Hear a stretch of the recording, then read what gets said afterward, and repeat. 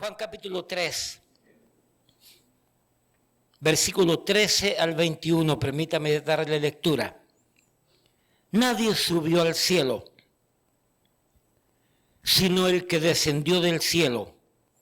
¿Quién es este personaje? Aquí lo dice, el Hijo del Hombre que está en el cielo, Jesucristo.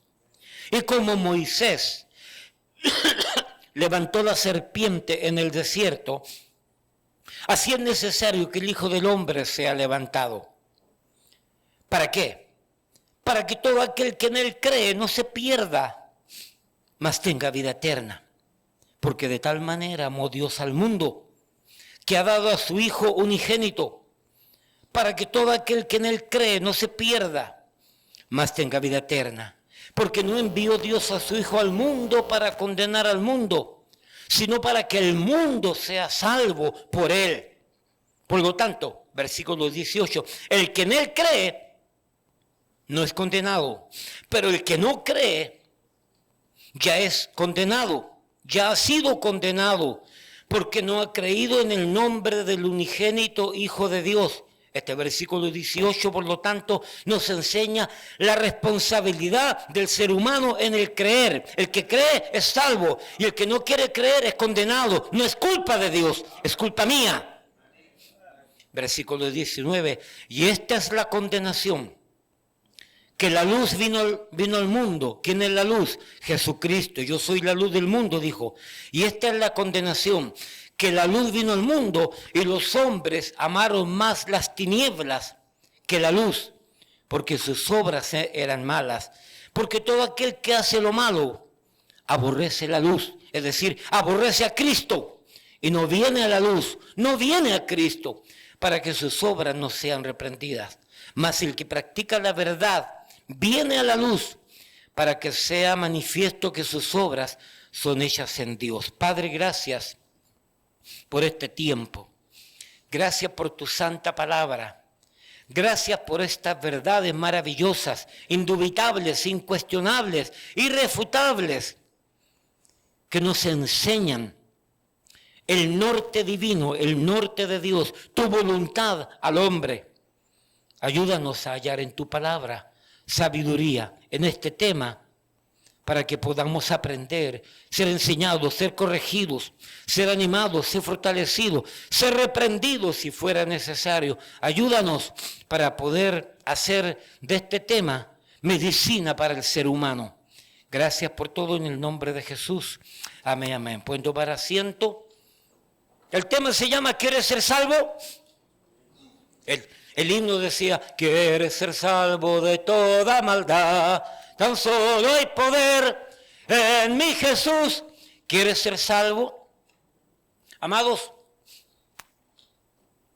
a través de toda la Biblia, de Génesis al Apocalipsis, el mensaje central de la Biblia, de la revelación de Dios al hombre, hay una revelación general. Dios se revela a través de la naturaleza, Dios se revela a través de todo lo que ha creado de una manera, pero hay una revelación especial, como le llaman los teólogos, que es la revelación a través de las Sagradas Escrituras. En esta revelación especial, las Sagradas Escrituras, la palabra de Dios, las Escrituras, nos enseñan el tema principal de todo este libro. El tema principal de todo este libro es que Dios quiere ser amigo tuyo. Dios quiere salvarte. Dios quiere darnos vida eterna. Dios quiere darnos una nueva vida. Hay dos propósitos principales, por lo tanto, en la palabra de Dios. Hay un propósito terrenal y hay un propósito eternal. Pero quiero que entienda bien, pero para que el propósito terrenal se cumpla a cabalidad, completamente en nuestra vida, no puede cumplirse si no se ha cumplido en primer lugar el propósito eternal. Por eso dice Juan capítulo 20, versículo 31 y versículo, 20, 30, 31, hizo además Jesús muchas cosas delante de sus discípulos, las cuales no están escritas en este libro, pero estas se han escrito para que creáis que Jesús es el Cristo, el Hijo de Dios, y para que creyendo en Cristo tengáis vida en su nombre. A través de toda la Escritura se nos menciona entonces que el propósito principal de la Escritura es que usted y yo un día alcancemos la eternidad con Dios, con Cristo, el cielo. Es decir, Dios quiere que usted y yo seamos salvos. Salvos de la condenación, salvos del infierno, salvos de la ira de Dios. ¿Por qué? Porque el hombre está muerto en sus delitos y pecados. Una vez, habiendo creído en Cristo, a través de las sagradas Escrituras, no en una iglesia, no en una religión, no en un hombre, no en una filosofía, no creyendo que las buenas obras salvan, porque no salvan a nadie. Porque si las buenas obras delante de Dios tienen un efecto, también las malas obras delante de Dios tienen un efecto. Por lo tanto, Dios a través de las sagradas Escrituras nos revela que por medio de su Hijo Jesucristo el hombre puede alcanzar salvación, vida eterna, eternidad. Por eso dice Juan 3:16, porque de tal manera amó Dios al mundo, que ha dado a su Hijo unigénito, Jesucristo. ¿Para qué lo ha dado? Lo ha dado para que todo aquel que está en el mundo, que cree en Él, tenga vida eterna. Ese es el plan. Ese es el propósito eternal.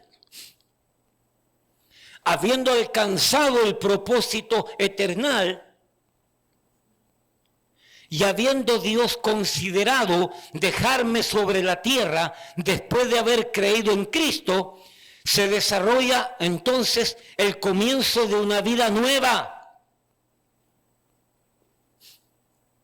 ¿Cuántos necesitan una vida nueva? ¿Cuántos necesitan vidas transformadas?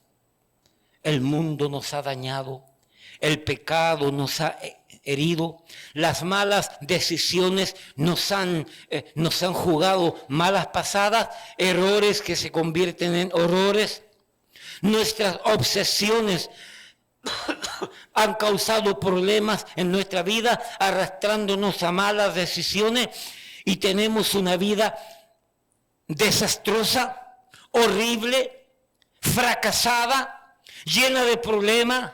No podemos dormir, tenemos que tomar pastillas, visitamos el psiquiatra, visitamos el psicólogo, visitamos al brujo, visitamos al abogado, visitamos a los médicos, porque el pecado y mi vida separada de Dios ha causado tantos males en mi vida, tantos horrores en mi vida, que mi vida prácticamente es un desastre viviendo en la tierra, al punto tal que muchos no quieren seguir viviendo.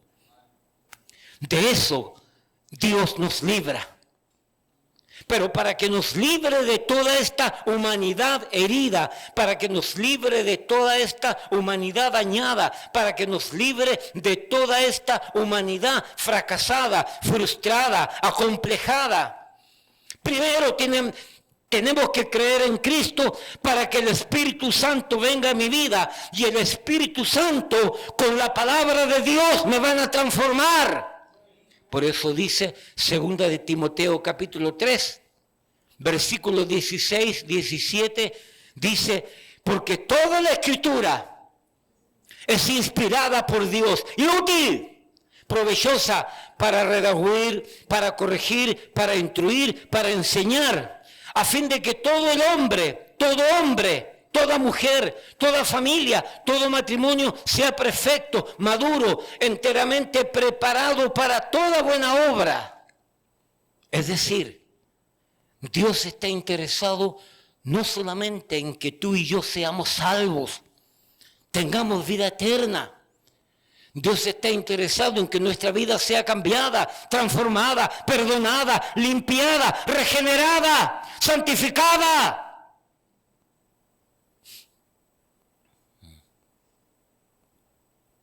¿Cuántos de aquí que ya hemos rendido nuestra vida a Cristo recordamos atrás y nos da vergüenza cómo era nuestra vida pasada? ¿Cuántos de aquí? Dígame. No quisiéramos recordar lo que éramos. No quisiéramos recordar lo que hacíamos. Porque hoy nos da vergüenza cómo tratábamos a la esposa, cómo tratábamos al esposo, cómo tratábamos a los hijos, cómo tratábamos a los padres, cómo nos comportábamos en la calle, cuáles eran nuestras malas prioridades, nuestras falsas prioridades, nuestras vanas prioridades. Y nos damos cuenta y recordamos todo eso y hoy nos da vergüenza. ¿Por qué? Porque Dios nos transformó. Pero para transformarnos primero salvó nuestra alma. El Espíritu Santo vino a nuestra vida y el Espíritu Santo a través de la palabra nos va cambiando. Como dije la semana pasada, la última vez que estuve por aquí visitándoles, que estuve de vacaciones por aquí. Gracias. Como dije la última vez, somos un diamante en bruto. Y ahí está el hermano Rodríguez. Hermano, yo no estoy diciendo que usted es bruto. No, mi hermano, no me malentienda. El hermano Rodríguez era un diamante en bruto. Y ahí andaba y caminaba el Señor, o el buscador de perlas, de piedras preciosas, y andaba en la montaña y vio que en esta parte de la montaña consideró que allí hay un diamante escondido. Y saca las herramientas y saca el pedazo de piedra que hay ahí. Y se da cuenta que es un diamante, una piedra preciosa. Pero esta piedra está en bruto. A veces sí bruto también, sí. Y esa piedra, para que tenga valor, para que se comercialice como corresponde, esa perla la toman los expertos y le aplican fuego y le cortan aquí y le cortan acá y le limpian aquí y le dan una forma, y una vez que está preparada por los expertos, brilla. Una vez que usted y yo somos salvos por la fe en Jesucristo, el Espíritu Santo toma control de nuestra vida. Y con la palabra de Dios, y con los consejos, y con los testimonios, y aún con los himnos, se desarrolla todo un mecanismo, se desarrolla toda una estrategia divina que comienza por la operación del Espíritu Santo interiormente, por la regeneración, y luego comienza a trabajar de adentro hacia afuera y nos va cambiando y nos va limpiando en nuestras malas conductas, en nuestras vanas conductas, en nuestras vanas prioridades, en nuestras falsas prioridades van cambiando y Dios te hace brillar como una joya para gloria de Él. ¿Alguien dice amén? Ese es el plan de Dios. ¿Necesita usted ser cambiado? ¿Necesita usted ser cambiada? Todos necesitamos cambios. Todos, dije todos. Los que no están en Cristo principalmente necesitan cambios, pero los que estamos en Cristo todavía nos quedan algunas loqueras y a veces muchas.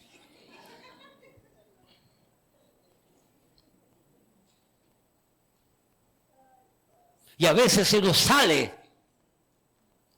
Y necesitamos. Por eso que usted y yo, como creyentes, necesitamos leer la Biblia. Necesitamos tener el Espíritu Santo trabajando dentro de nosotros. Necesitamos congregarnos. Necesitamos un campamento también. ¿Cuántos de los que fueron al campamento, de alguna manera, recibieron alguna enseñanza correcta y muy necesaria para su vida? A ver, en algún área, cualquier área, todos. Y así el Señor va trabajando. Pero repito, La clave de todo esto es, ¿quieres tú? ¿Quieres tú ser transformado? ¿Quieres tú ser cambiado? ¿Quieres que tu vida mejore? Entonces, la pregunta es, ¿quieres ser salvo? Y hay 3 verdades que quiero compartir, con una conclusión también al final. Hermano Natanael, ¿dónde está mi hermano Natanael? ¿Cuántas verdades, hermano? 3. Manteniendo la ortodoxia, como siempre. ¿Quieres ser salvo? Primero, el pecado, el impedimento para ser salvo. Hermano, lo que impide a nuestra vida el que se concretice, el que se desarrolle, el que se manifieste la salvación que Dios me ofrece, lo que impide en mi vida es simplemente y llanamente el pecado. Romanos 3:23. Hay una cantidad de versículos que voy a estar mencionando. Mire, Romanos capítulo 3, mejor del 3 del 9, del 10, para no explicar tanto. Romanos 3:10, como está escrito, no hay justo ni aun uno, no hay quien entienda, no hay quien busque a Dios, todos se desviaron, a unas se hicieron inútiles. Ese todos implica todos. Recuérdese que el libro de Romanos, según lo que hemos aprendido del teólogo Pastor Jerry, porque él es el teólogo de la iglesia, lo que hemos aprendido del libro de Romanos es que fue escrito por el apóstol Pablo y dirigido principalmente a los judíos, en el sentido de que los judíos se creían mejores y superiores, y el apóstol Pablo entonces tiene que enseñarle que el judío es tan pecador como el que no es judío. Entonces aquí dice que todos somos pecadores, que todos se desviaron, a unas se hicieron inútiles, no hay quien haga lo bueno, no hay ni siquiera uno. Versículo 12, sepulcro abierto su garganta, con su lengua engañan, es decir, mienten, veneno de áspides hay debajo de sus labios, su boca está llena de maldición y de amargura.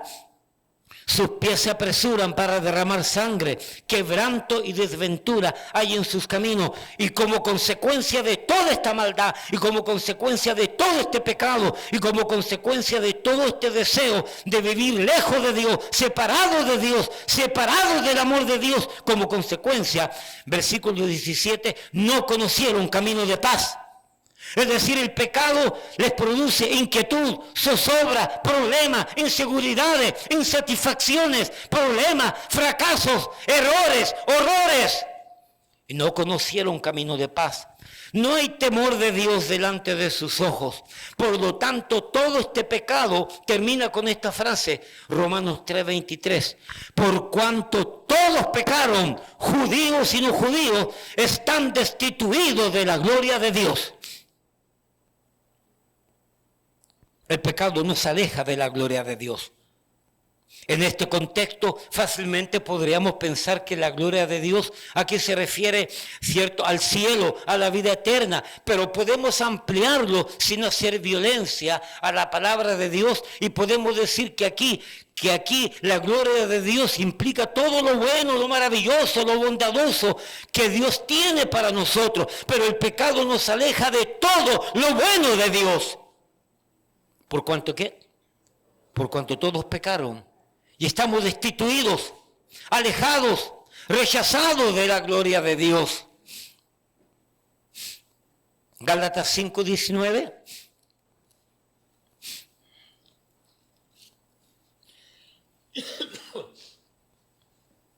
Y manifiestas son las obras de la carne, y manifiestas son las obras del pecado, ¿cierto? Que son adulterio, fornicación, inmundicia, lascivia. Estas 4 palabras, estos 4 conceptos que aparecen aquí, adulterio, fornicación, inmundicia, lascivia, encierra todos los pecados sexuales que han existido, que existen y que existirán.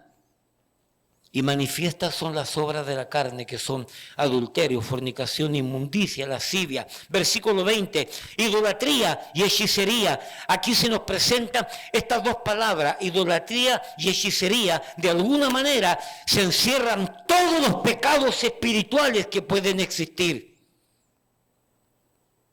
Luego, versículo 20, enemistades, pleitos, celos, iras, contiendas, disensiones. Aquí se nos enseñan todo tipo de pecados sociales. Mire, pecados sexuales, pecados, espirituales. Tercero, pecados sociales, vuelvo a repetirlo, enemistades, pleitos, celos, iras, contiendas, disensiones. Cuarto, herejías. Esta palabra herejía nos enseña todo tipo de pecados doctrinales. El otro era pecados espirituales. Y luego, versículo 21, envidias, homicidios, borracheras, orgías y cosas semejantes a esta, acerca de las cuales os amonesto, como ya os lo he dicho antes, que los que practican tales cosas no heredarán el reino de Dios. Pregunto yo, ¿usted ha practicado alguna de estas cosas que yo leí ahí? A ver, levante la mano. ¿Usted ha practicado? Todos deberían levantar la mano, todos. Nos creemos muy buenos. Somos toda una manga de pecadores. Acabamos de leer que todos somos pecadores, que no buscamos a Dios, que somos unos infelices por producto del pecado. Y esa lista encierra todos. Unos una cosa y otros otra. Algunos practicaron brujería, horóscopo, supersticiones, Walter Mercado, el nazareno, el niño, ¿cuántos niños prodigio también hay por ahí? El niño prodigio. Porque todos estos tipos son partidos. Muchos hemos practicado pecados sexuales. Muchos son celosos. Yo no. No, yo soy celoso, pero yo no hago pleito. Yo soy celoso, yo celo lo mío, celo a mi esposa, celo a mis hijos, celo a la iglesia, celo las ovejas que Dios me dio para pastorear, pero no hago escándalo. Hay otros que son celosos y no se controlan. Amén. Envidiosos, mentirosos, engañadores, pleiteros. Andan buscando la quinta pata al gato, andan causando pleito por todas partes. Nadie se escapa del pecado. Y dice la Biblia que los que practican tales cosas no heredarán el reino de Dios. No podemos ir al cielo. Nadie puede ser salvo porque somos pecadores y el pecado nos separa de Dios, nos aleja de Dios.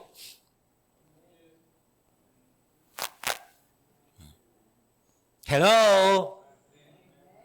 ¿Alguien está escuchando? Por lo tanto, Dios quiere salvarme, darme vida eterna, Dios quiere transformar mi vida, pero el problema que tenemos es que aunque Dios quiere hacerlo porque me ama y quiere tener comunión conmigo y quiere llevarme a la eternidad, lo cierto es que el pecado me impide alcanzar ese privilegio que Dios me quiere dar, ese regalo que Dios me quiere dar, esa bendición que Dios me quiere dar.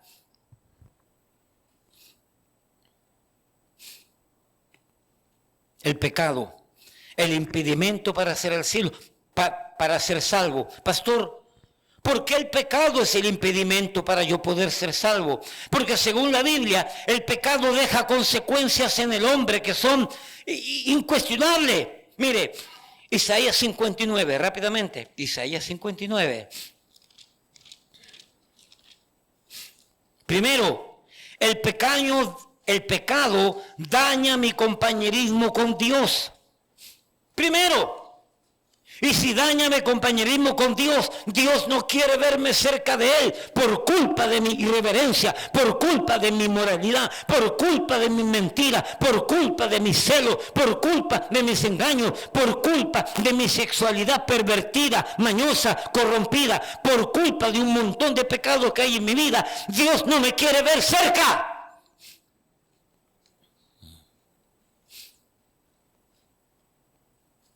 ¿Quién de ustedes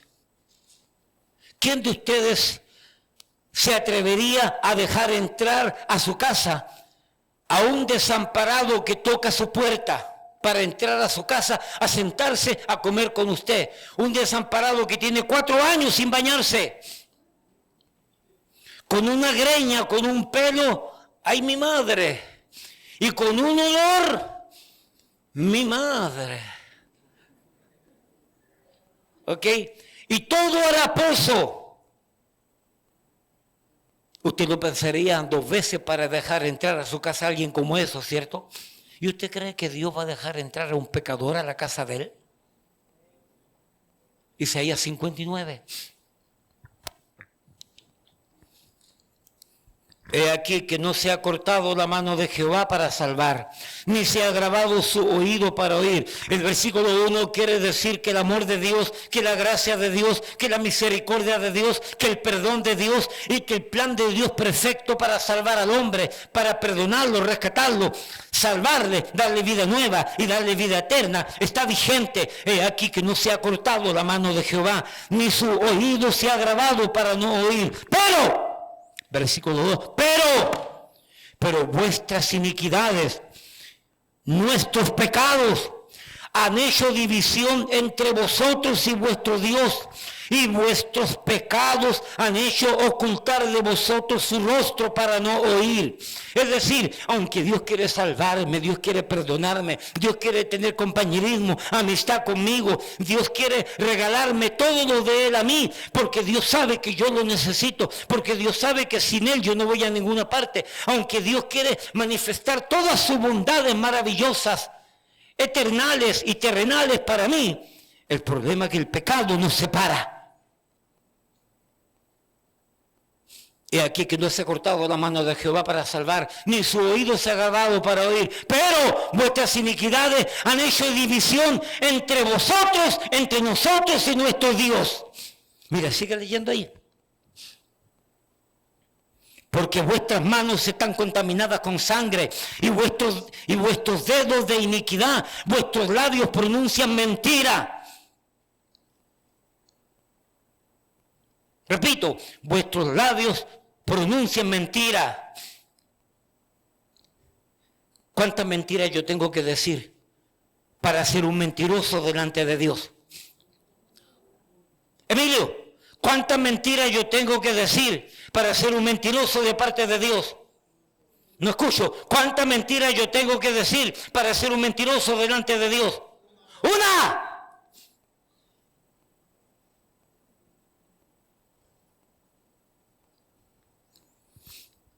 Levante la mano quien nos ha dicho una mentira en su vida, para cortársela.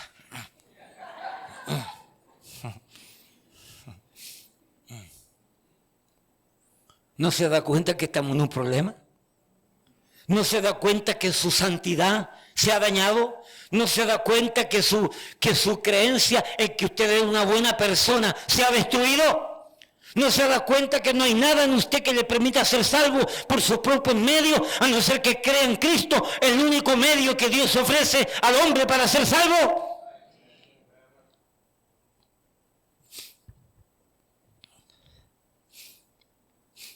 Vuestros labios pronuncian mentira, habla maldad vuestra lengua, cuando estamos llenos de enojo, llenos de rabia, llenos de resentimiento, llenos de envidia, llenos de celo, llenos de avaricia, llenos de egoísmo. Nuestra lengua habla maldad. Hello, my friend, mi amigo.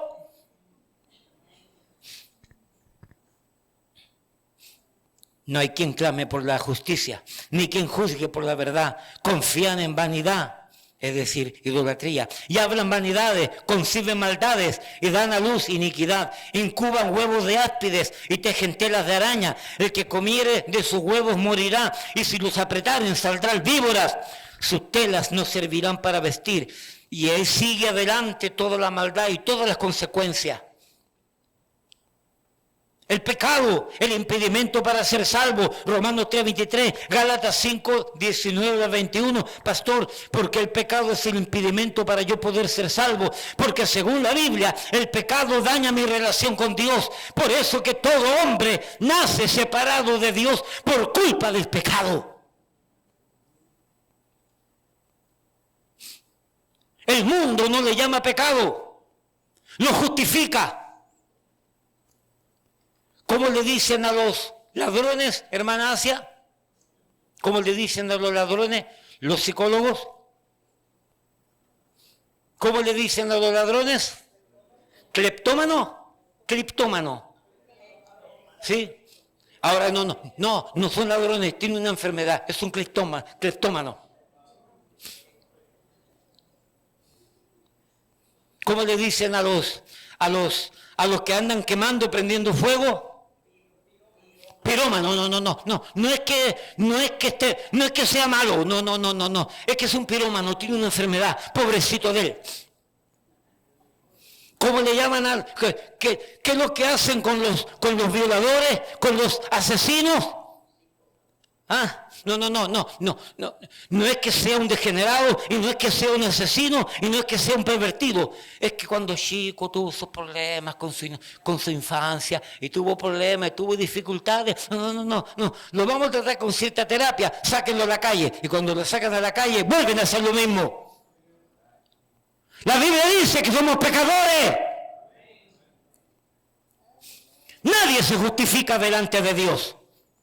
Aunque el psicólogo y el psiquiatra pretendan justificar al hombre, delante de Dios nadie se va a justificar. Nadie. Por lo tanto, el problema está que el pecado me trae problemas con Dios. Dios no quiere verme. Proverbio 23. Pero también el pecado, quiero que entienda que trae problemas con tu cuerpo. Daña tu cuerpo.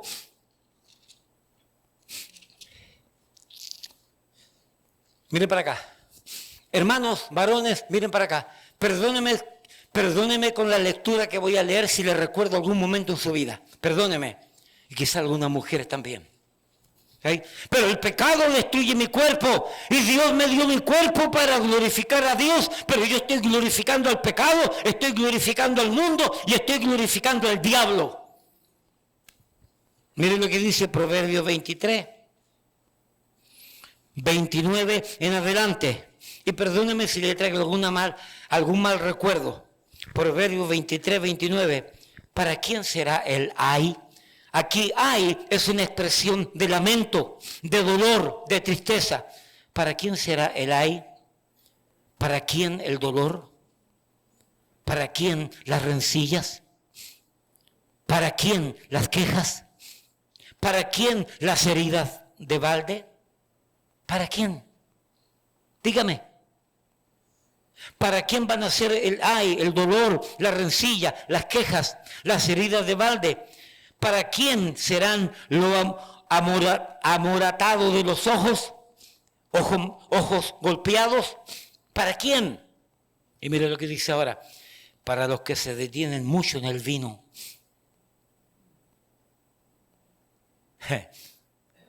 ¿Te recuerdas de algo por casualidad? Para los que se detienen mucho en el vino, para los que van buscando la mistura. No mires al vino cuando rojea, cuando resplandece su color en la copa.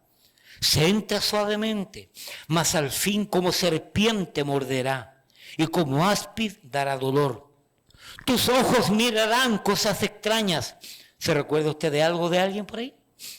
Y tu corazón hablará perversidades. Serás como el que yace en medio del mar. ¿Quién ha navegado en el mar? Cuando usted se mueve en el mar así, por el agua, por las olas. Y no es verdad que cuando nos detenemos mucho en el vino, en el alcohol, en el vicio, nos vamos moviendo como si estuviéramos en el mar.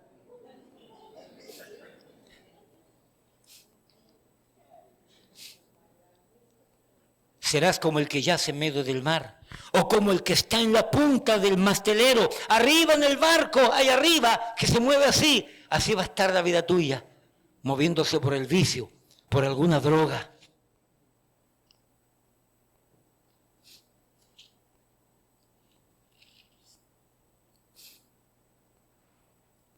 Y dirás, me hirieron, mas no me dolió.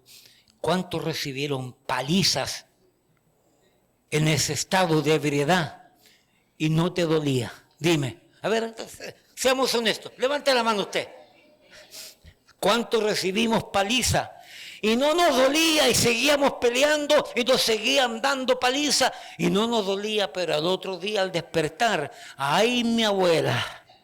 Ahí sí que los dolores eran grandes. Porque el pecado destruye nuestra vida, destruye, hiere nuestro cuerpo. Me azotaron, mira lo que dice ahí, me azotaron, mas no lo sentí. Cuando despertare, aún volveré a buscar. ¿Volveré a buscar qué? El licor, el alcohol, el vicio. Porque nos controla, pero nos destruye. El pecado destruye mi compañerismo con Dios, me aleja de Dios, me aleja de la gloria de Dios, me aleja de la esperanza de Dios, me aleja de la eternidad de Dios. Pero el pecado también destruye mi cuerpo. ¿Por qué queremos seguir destruyendo este cuerpo tan hermoso que Dios nos ha dado? Yo no sé el tuyo, pero el mío es hermoso. Dios lo hizo, envidioso. Si el mío es hermoso, ¿cuál es el problema que el tuyo no lo sea?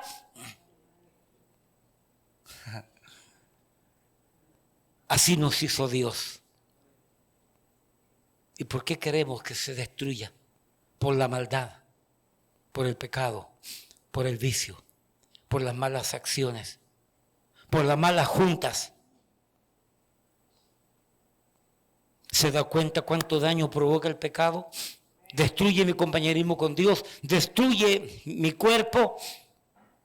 Efesios capítulo 2.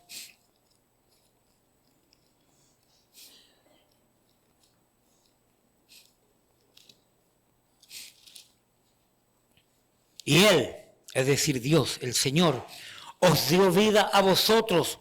¿Cuándo qué? Cuando estabais muertos en vuestros delitos y pecados, en los cuales anduvisteis en otro tiempo, siguiendo la corriente de este mundo, siguiendo el pecado de este mundo, siguiendo el mismo camino que lleva este mundo, la corriente de este mundo, conforme al príncipe de la potestad del aire, el demonio, el diablo, el espíritu que ahora opera en los hijos de desobediencia.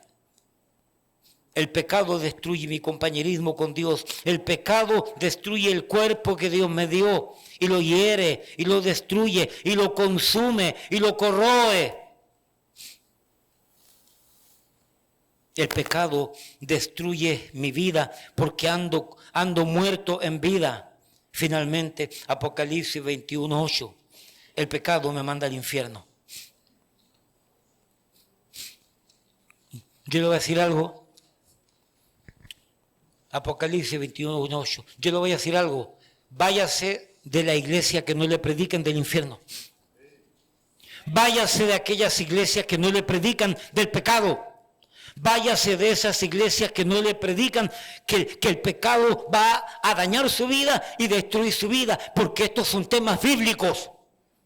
Obviamente hablando, hay iglesias que constantemente le están cayendo encima a la gente con el pecado, con el infierno y todo eso. Yo creo que los dos extremos son malos. ¿Por qué? Porque hay una cantidad grande de temas en la Biblia que podemos estar enseñando. El que más habló del infierno en el Nuevo Testamento, en los Evangelios, fue el Señor Jesucristo. Habló aproximadamente 12, 14 veces del infierno en el Evangelio de Mateo y creo que son 6 veces del cielo. Y yo pregunto, ¿fue mentiroso Jesucristo? No, no fue mentiroso. Por lo tanto, si habló del cielo es porque es un lugar real. Y si habló del infierno es porque también es un lugar real. La Biblia dice que en Jesucristo no se halló pecado ni engaño en su boca. Y no es que Jesucristo enseñase acerca del infierno necesariamente para asustarnos, aunque también es bueno asustarnos un poquito. Habló del infierno para advertirnos que es un lugar real, pero que podemos evitarlo ir allá, creyendo en Él. Al final, si sales de aquí sin Cristo, hoy día, si sales de este lugar sin Cristo, sin fe, sin Dios y sin esperanza, ojalá que sueñes con el diablo y ojalá que tengas pesadilla con el infierno para que te arrepientas. Si es necesario, que te dé pánico y miedo, sabiendo que es un lugar que viene. Entonces el pecado me separa de Dios, daña mi cuerpo, me mantiene muerto en vida, en delitos y pecados, y finalmente Apocalipsis 21:8 dice, pero los cobardes e incrédulos, los abominables y homicidas, los fornicarios y hechiceros, y los idólatras, todos este grupo, todos tendrán su parte, los idólatras, y todos los mentirosos tendrán su parte, es decir, recibirán como herencia el lago que arde con fuego y azufre, que es la muerte segunda. O sea, al final, la consecuencia terrible, horrible, eterna de mi pecado, por no querer pedir perdón, por no querer que la sangre de Cristo me lave, me limpie, me quite todo pecado, como consecuencia no solamente estando en vida, me va a alejar de los regalos de Dios, me va a alejar de las bendiciones de Dios, no solamente estando con vida, va a ir destruyendo mi cuerpo, deteriorando mi cuerpo, sino que también finalmente cuando yo me muera, habiendo pasado en la tierra, terrenalmente hablando, una vida como de infierno, no tiene gracia morirme para seguir viviendo en el infierno por la eternidad. De eso Dios me quiere evitar, de eso Dios me quiere librar.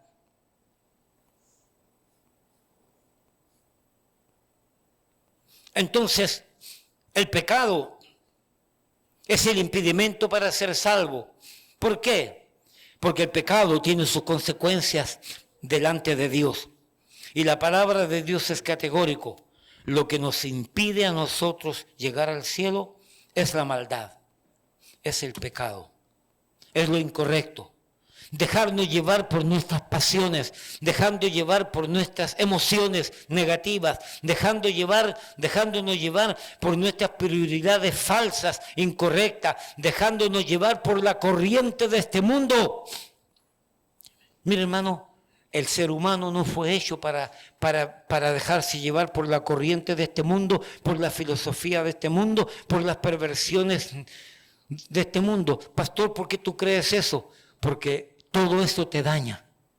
Y Dios no nos creó para dañarnos. Dios nos creó para vivir una vida tranquila, en obediencia a Él. Y sobre la base de la obediencia, librarnos de toda la maldad que existe hoy en el mundo. Librarnos de todos los problemas que engendra el pecado hoy en el mundo. El mundo está como está, lleno de maldad, lleno de corrupción, lleno de mentira, lleno de soberbia, lleno de todo tipo de perversidad. El mundo está como está. Y las consecuencias se ven porque el hombre vive lejos de Dios. Pero Dios no creó al hombre para que viviésemos así. Dios creó al hombre para que viviésemos cerca de Él, para que viviésemos con Él, por Él, para Él.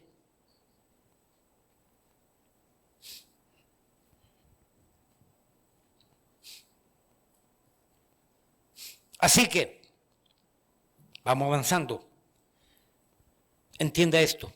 De la misma manera que una enfermedad trae consecuencias negativas a mi vida, y solo quitando dicha enfermedad, sus consecuencias desaparecen. Dios tiene el remedio, tiene la medicina. Primer punto, el pecado, el impedimento para ser salvo. Segundo, el pecado y sus consecuencias en el hombre. en relación a Dios, a mi cuerpo y a la eternidad. Tercero, el pecado y la medicina que Dios ofrece para quitarlo, para poder venir a Dios y ser salvo. Hebreos capítulo 9.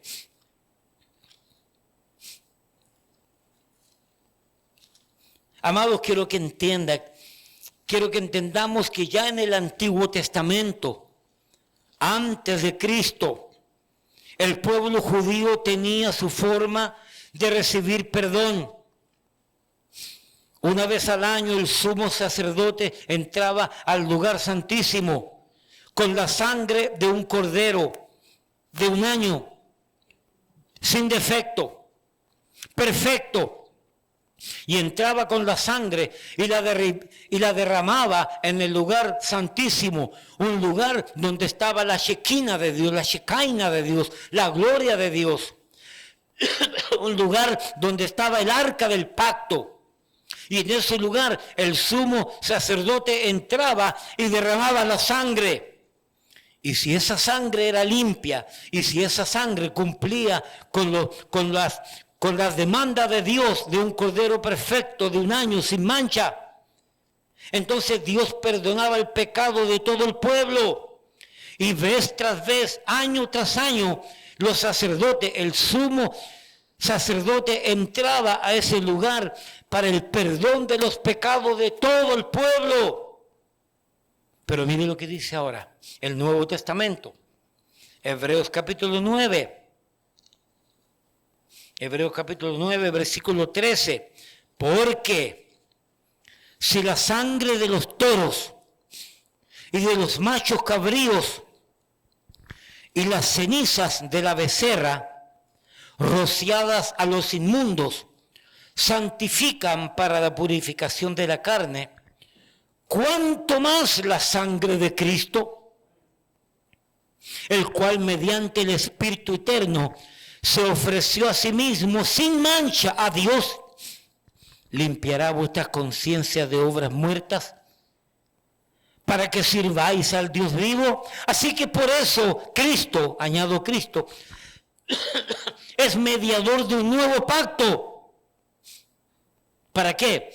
Para que interviniendo la muerte de Él, para la remisión, para quitar las transgresiones que había bajo el primer pacto, los llamados reciban la promesa de la herencia eterna.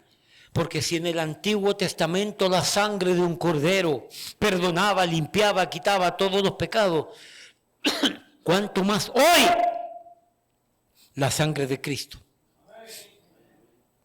Por lo tanto, el pecado es el impedimento para llegar al cielo, para llegar al compañerismo con Dios, porque el pecado me corta el compañerismo con Dios, porque el pecado va destruyendo mi cuerpo y finalmente destruye mi vida en el mismo infierno. Pero Dios, conociendo toda esta realidad triste, funesta del hombre, y Dios teniendo compasión del hombre, y Dios teniendo misericordia del hombre, desde el cielo mira al hombre como vive una vida desenfrenada, disoluta, desesperada, corre de aquí para allá, lleno de errores, lleno de horrores, lleno de conflictos, lleno de fracaso, lleno de problemas que no pueden dormir. Dios, viendo la condición de la humanidad que está perdida, que está llena de problemas, que está llena de dificultades, llena de sinsabores, de tristeza, de problemas cotidianos. Dios, viendo toda esta terrible situación que vive la humanidad, y Dios, sabiendo que toda esta situación es producto del pecado, Dios entonces manda la medicina. Porque no hay medicina humana que arregle el problema. La medicina viene de Dios. Por lo tanto, si la sangre de los toros y los machos cabríos y la vaca, la sana, es una vaca roja, si las cenizas de esa vaca mezcladas con la hierba de la purificación y el agua de la purificación podían limpiar, perdonar, cuánto más la sangre de Cristo. Una sangre perfecta, sangre del Hijo de Dios, que se dejó morir En esa cruz del Calvario se dejó escupir, se dejó herir, se dejó dañar, se dejó torturar y finalmente clavado entre el cielo y la tierra para que todo aquel que de él cree no se pierda, mas tenga vida eterna. Pero en este proceso, en esta crucifixión cruel, amarga, triste de nuestro Señor Jesucristo, la sangre de Cristo cumplió un papel importante. Porque de la misma manera que en el Antiguo Testamento la sangre de un cordero limpiaba toda maldad, Juan el Bautista, cuando vio a Jesucristo cerca del río Jordán en aquel tiempo, Juan el Bautista dijo: he aquí el Cordero de Dios que quita el pecado del mundo. Lo que estaba tratando de decirle a los oyentes, que eran todos judíos, ese Cordero que antiguamente todos los años Israel sacrificaba, no es el verdadero Cordero. Este que viene caminando es el verdadero Cordero que quita el pecado del mundo. Por eso entonces Primera de Juan, ¿qué es lo que dice Primera de Juan?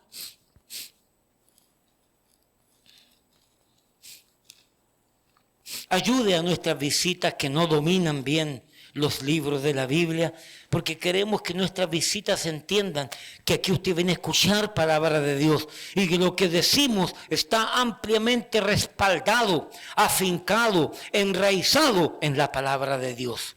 Primera de Juan capítulo 1, versículo 7.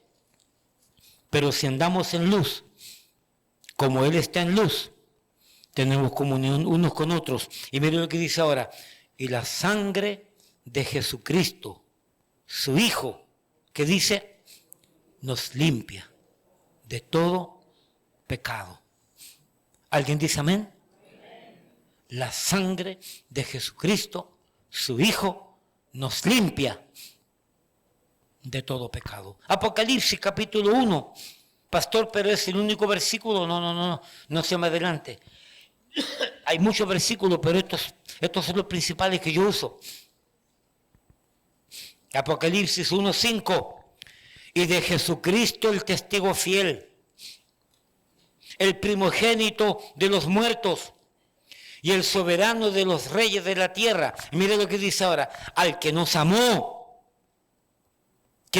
Cristo y nos lavó de nuestros pecados con su sangre. Cristo nos lavó, nos limpió, nos quitó y sacó fuera todo mi pecado. Porque el pecado destruía mi compañerismo con Dios, mi amistad con Dios, el cielo de Dios, y destruía mi vida. Inmediatamente cuando la sangre de Cristo le pedimos que venga a nuestra vida para que nos lave, nos quite, nos limpie, nos perdone todo pecado, se produce en nosotros lo que es esa cirugía espiritual, esa cirugía divina interna, donde Dios con el bisturí de su gracia, con el bisturí de su amor, abre nuestro interior y extirpa de nuestro ser ese pecado que nos tenía controlado, que nos llevaba al infierno, que destruye nuestra vida. Y ese bisturí de Dios abre todo nuestro ser, extirpando, quitando ese cáncer del pecado. Y entonces se opera la regeneración del Espíritu en nuestra vida. Y somos nuevas criaturas, de muerte a vida, de tinieblas a la luz, de hijo del diablo a hijo de Dios. ¿Alguien dice amén? Todo eso lo hace la obra de la regeneración del Espíritu Santo. Y de ahí en adelante nos convertimos en nueva criatura. Y al poco tiempo nuestra manera de mirar y nuestra manera de oír y nuestra manera de hablar y nuestra manera de pensar y nuestra manera de actuar comienza a cambiar. Y mi familia comienza a decirte: tú estás loco. ¿Qué es lo que te está pasando, muchacho? ¿Por qué estás leyendo tanto ese libro? ¿Ya dejaste que el pastor te lavara el cerebro? ¿A quién le has dicho eso? Welcome to the club. Bienvenido al club. No es el pastor, es Dios. Porque antes el diablo me había lavado el cerebro, el mundo me había lavado el cerebro, el pecado me había lavado el cerebro, ahora Dios me lo lavó. ¿Alguien dice amén? Esa es la verdad. Eso es lo que hay. Bueno, ¿qué hay que hacer con todo este mensaje entonces? A lo mejor usted llegó hoy día en nuestra visita, o a lo mejor viene por tiempo, pero hoy usted ha entendido que es pecador, pecadora, y que el pecado está dañando tu vida y está trayendo problemas a tu vida. Y tú reconoces en tu interior que realmente tú no eres salvo, tú no eres salva. Y que si te mueres hoy día, lamentablemente te vas al mismísimo infierno. Porque si tú no estás seguro de ir al cielo, yo sí estoy seguro de dónde vas. Si tú no estás seguro de que vas al cielo, si tú no estás seguro de que vas al cielo, la Biblia dice que te vas al infierno. A la edad de 18 años, el Señor transformó mi vida, limpió mi vida, perdonó mi vida y fui salvo por la fe. Y desde ese momento en adelante, sabiendo que si yo me moría en cualquier momento, yo sabía dónde iba. A la eternidad con Dios. A vivir con Jesucristo en el cielo para siempre. Porque fui salvo. A lo mejor usted vino por primera, por segunda, por tercera vez, o viene de manera consecutiva. Y usted quisiera ser salvo. Y usted quisiera comenzar a vivir una vida diferente. Ha tenido tantos problemas, tantas dificultades, fracasos, errores, horrores. Su matrimonio es un desastre. Sus hijos ya van a la deriva. Su economía, su trabajo, sus clases. Todo lo que ha emprendido se emprende bien, pero en el camino todo se destruye, todo se daña. ¿Será acaso que te falta Dios en tu vida? ¿Será acaso que te falta la luz en tu vida? ¿Será acaso que falta alguien que guíe tu vida? ¿Será acaso que la Biblia debería ser un libro predominante, importante en tu vida? ¿Por qué no vienes a Cristo? Mire lo que hay que hacer. Con el mensaje que se enseñó, mire lo que hay que hacer. Hechos capítulo 16. Hechos capítulo 16.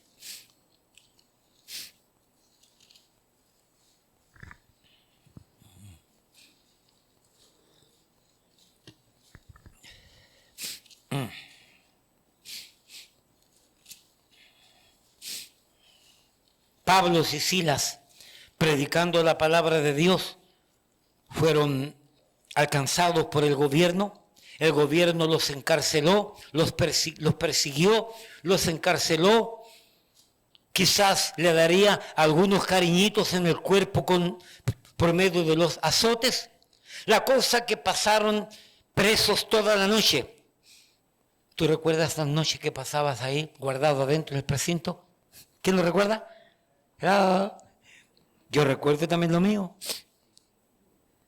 Porque nos encontraban ahí borrachitos, botados en la calle, y nos llevaban al precinto para pasar la noche, guardados por el ángel de Dios, para que en el precinto no nos pasara nada, comparativamente a lo que nos podía pasar en la calle. Aún Dios nos cuidó por eso.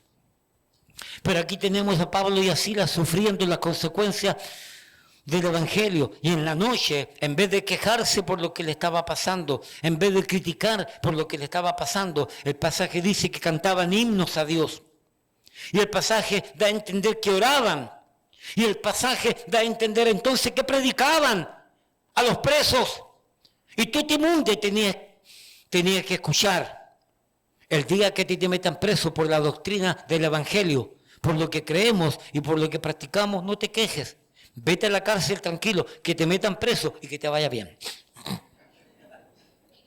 No, y adentro predica, porque no me van a quitar la lengua para hablar. Y Pablo y Silas cantaban y oraban y predicaban. Y de repente vino un terremoto grandísimo y se abrieron todas las celdas.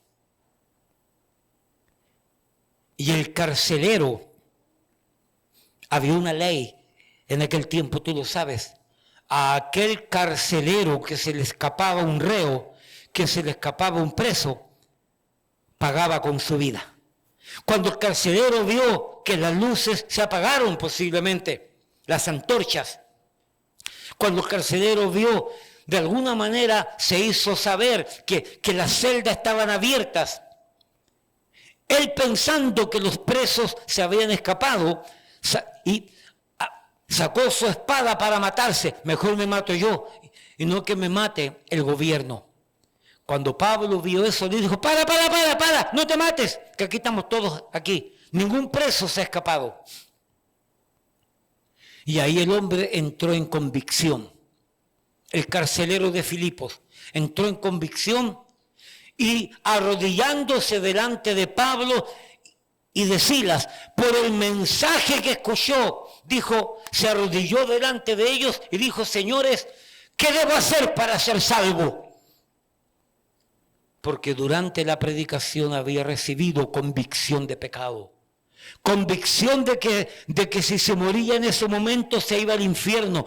Convicción de que Dios podía salvarlo. Convicción de que Dios le amaba y quería llevarle al cielo y darle una nueva vida. Y se arrodilló y le dijo: señores, ¿qué debo hacer para ser salvo? Hechos 16, versículo 28 en adelante. Mas Pablo clamó a gran voz diciendo: no te hagas ningún mal, pues todos estamos aquí. Él entonces, pidiendo luz, es decir, una antorcha, se precipitó adentro y temblando, en convicción del Espíritu, se postró a los pies de Pablo y Silas y sacándolos les dijo: señores, ¿qué debo hacer para ser salvo? Es decir, ¿qué debo hacer qué debo yo de hacer para irme al cielo? ¿Para que mi vida sea cambiada? ¿Para que mi vida sea transformada? ¿Para yo ser igual a ustedes, siervo de Dios? Ellos dijeron: cree en la iglesia. Versículo 31. Cree en la iglesia bautista y serás salvo, tú y tu casa. ¿Cómo que no, hermana? ¿Qué le pasa a usted? ¿Le falta respeto? ¿Por qué me dice que no? Dice, ellos dijeron: cree en la religión y será salvo. Hermana, ¿por qué usted sigue con su negativa diciendo que no? Es una falta de respeto. Yo soy el pastor aquí, yo predico lo que yo quiero. Cree en el Papa y será salvo. Ni en el Papa ni en la Papa. Cree en María para ser salvo. Cree en el pastor para ser salvo. Cree en las buenas obras. Cree en el bautismo para ser salvo. Cree guardando el día sábado para ser salvo. No. Les dijo: cree solamente en el Señor Jesucristo y serás salvo tú y tu casa.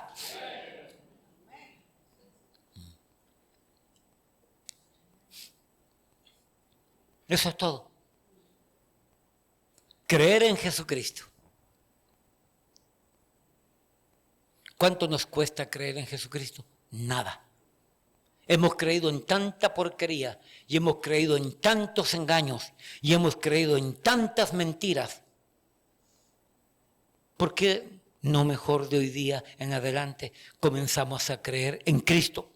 ¿Qué implica creer en Cristo? Creer en su nacimiento, creer en su vida, creer en sus enseñanzas, creer en su verdad, creer en su milagro, creer en sus advertencias, creer en su muerte, creer en su resurrección, creer en su segunda venida, creer que Cristo viene a reinar por 1000 años a la tierra, creer que vamos a vivir con Cristo toda la eternidad, creer en Cristo, es rendir mi vida a Cristo y decirle: Señor, yo no sirvo para nada, yo te necesito hoy día.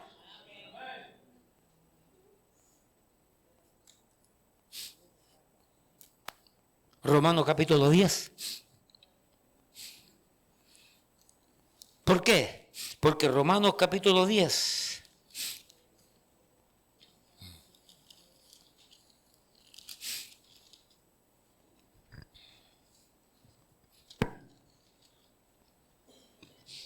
mire lo que dice, Romanos 10:13, porque todo aquel, cualquiera, niño, niña, de cualquier edad, niño, joven, adulto, anciano, de cualquier país, de cualquier color, de cualquier idioma, de cualquier condición social, condición económica, cualquier persona, porque todo aquel que invocare, que llamare, que clamare el nombre del Señor será salvo. ¿Qué significa este pequeño grande versículo?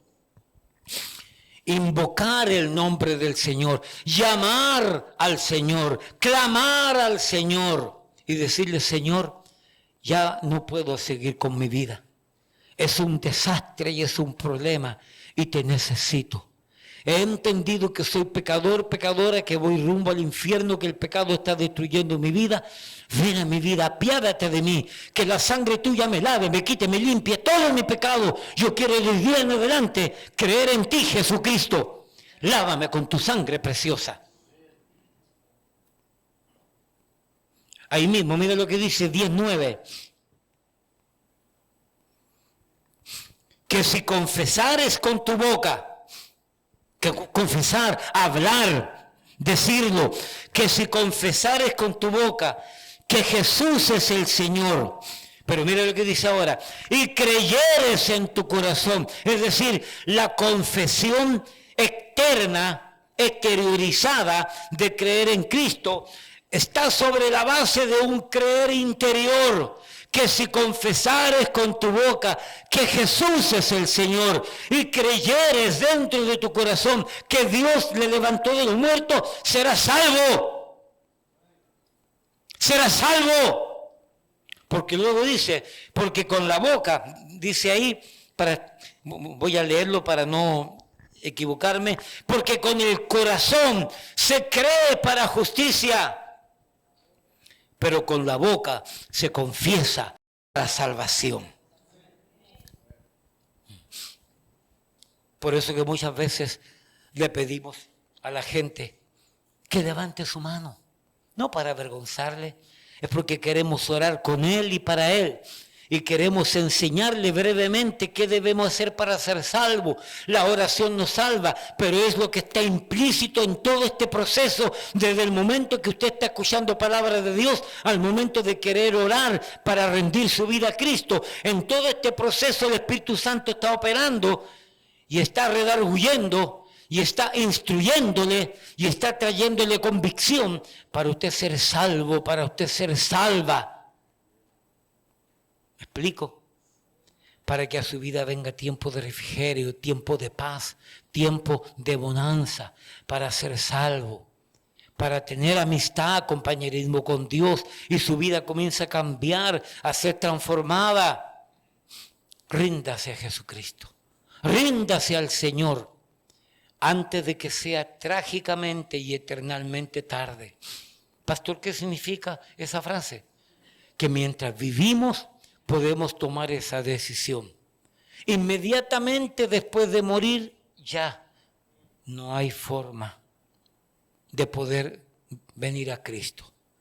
Tenemos que estar ahora en vida, porque después de morir ya la decisión, ya la puerta se cerró y el que murió con Cristo se va con el Señor y el que murió sin Cristo se va al infierno para siempre. Dos propósitos tiene la Biblia. Propósito eternal y junto con el propósito eternal se cumple y se desarrolla el propósito terrenal, que nuestra vida va cambiando sobre la base del amor, sobre la base del perdón y pedir perdón y perdonar, sobre la base de ir transformando nuestras actitudes, nuestras malas costumbres, ir cambiando nuestras malas prioridades. Y el Señor, en la medida que usted se interioriza, se involucra, interacciona con la palabra, interacciona con la iglesia y va escuchando palabra de Dios, Dios le va ayudando, Dios le va cambiando, Dios va transformando su vida y va haciendo de una joya en bruto, va haciendo una joya de valor para gloria de Dios. ¿Entiende usted el mensaje? A la tarde vamos a estar enseñando qué hacer después de ser salvo. ¿Qué Dios tiene para nosotros inmediatamente después de ser salvo? Y vamos a agarrar un pasaje allí y vamos a estudiar algunas verdades que nos hace falta. Pero en este momento es esto. De alguna manera Dios habló a su vida. De alguna manera Dios mostró que hay un área en su vida que usted necesita corregir, arreglar, cambiar. Quizás Hay alguien aquí que entró sin Cristo, sin fe, sin Dios y sin esperanza. Y esta verdad que se le ha enseñado hoy día, Dios quiere que usted salga de este lugar con Cristo, con fe, con Dios y con esperanza. La persona que le invitó a usted a la iglesia, le invitó para que usted recibiera palabra de Dios. Porque posiblemente esa persona sabe que usted vive sin Cristo, sin fe, sin Dios y sin esperanza. Y esa persona quiere comunicarle a usted: yo quiero que tú seas salvo, yo quiero que tú experimentes el gozo, yo quiero que tú experimentes el amor de Dios, el compañerismo con Dios, que aprendas de Dios, que aprenda a caminar con Dios y que tu vida sea cambiada. Ese es el propósito por el cual usted fue invitado, fue invitada. No para estar en un show, no para venir a escuchar gritos, porque la verdad que yo me emociono predicando estas verdades, porque yo lo he vivido y lo vivo a diario. ¿Necesita usted ser salvo? ¿Necesita usted ser cambiado, cambiada? Padre,